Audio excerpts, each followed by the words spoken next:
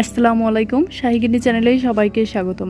আজকে আমি দেখাবো চিংড়ি মাছের সাম্মি কাবাব। তার জন্য 1 কাপ পরিমাণ মসুর ডালকে আমি খুব ভালোভাবে ধুয়ে আধা ঘন্টার জন্য ভিজিয়ে রাখবো, আর তারপর আমি এটিকে শিলপাটায় পিষে নেব।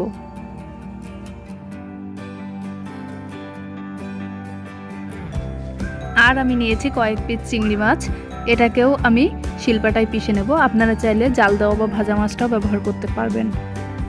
দেখুন আমার মসুর ডালটা বাটা হয়ে গেছে, আর আমি এতে একে একে অ্যাড করছি হাফ কাপ পরিমাণ পেঁয়াজ কুচি,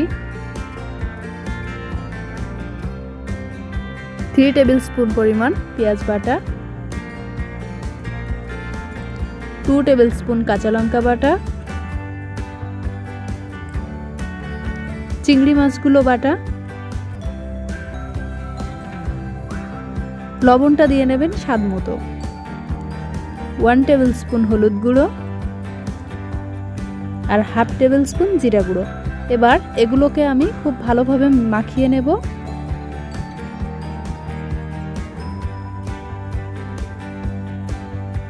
আমার মাখানো হয়ে গেছে। এবার এটা ভাজার জন্য আমি কড়াইতে অল্প পরিমাণ তেল ঢেলে নিচ্ছি।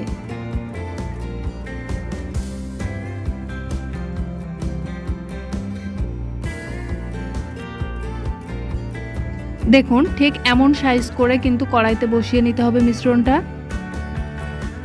আর যেহেতু এতে চিংড়ি মাছ দেওয়া, তো সিদ্ধ হওয়ার একটা ব্যাপার আছে, তার জন্য ঢেকে ঢেকে ভাজতে হবে।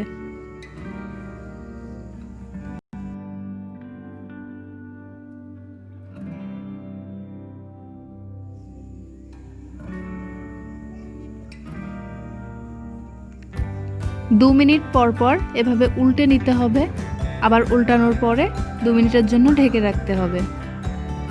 যখনই ঢাকনা খুলতে হবে উল্টে দিতে হবে। এইভাবে 10 মিনিটের মধ্যে এটা ভাজা হয়ে যাবে।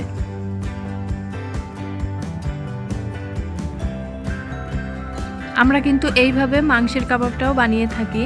তো বন্ধুরা, আমার দেখুন আমার ভাজা হয়ে গেছে। আমি এখন এটি উঠিয়ে নেব।